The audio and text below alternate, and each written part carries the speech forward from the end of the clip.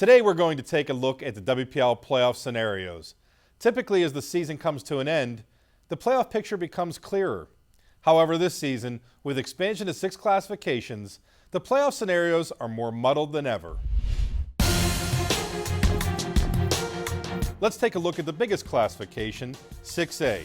In the Northern Severn Conference, Central Catholic has locked up first place, and North Allegheny and Pine Richland will battle for second place in the last week of the regular season. Seneca Valley holds a tiebreaker over Penn Hills, which has to play Central Catholic in the season finale.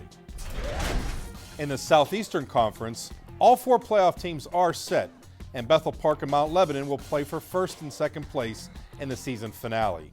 Here's where it gets complicated, however. Hempfield could sneak into the 2 spot with the win over Norwin in 2 weeks, and a Mount Lebanon loss to Bethel Park because Hempfield beat Lebo earlier this season.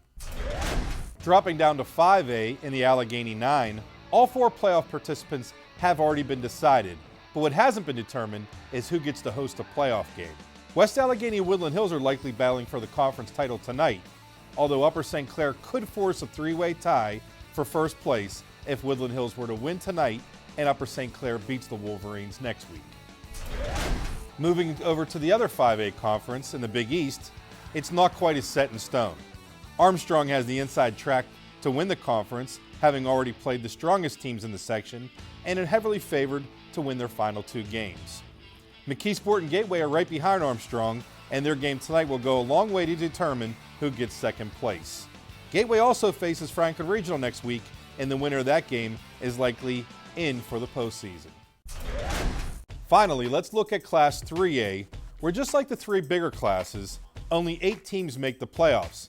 But unlike those bigger classes, there is 1 extra conference to draw from, so only the top 2 teams from each conference is assured a playoff spot, along with 2 wildcard teams. The biggest logjam is in the 3A Beaver Valley Conference, probably the toughest conference of all to make the playoffs, where the top 4 teams could be the top 4 teams in all of Class 3A. Of those 4 teams, Aliquippa lost to Beaver, Beaver lost to Central Valley lost to Beaver Falls, and Beaver Falls lost to Aliquippa. So the winner of tonight's Aliquippa Central Valley game clinches a spot, but the loser will need to do some scoreboard watching when Beaver hosts Beaver Falls next week. Both Beaver and Beaver Falls have winnable games tonight, so basically if Central Valley beats Aliquippa, the Quips would be in the awkward position of having to root for arch rival Beaver Falls next week because Beaver already beat the Quips and would hold the tiebreaker that could end Aliquippa's 21-year streak of qualifying for the WPL playoffs.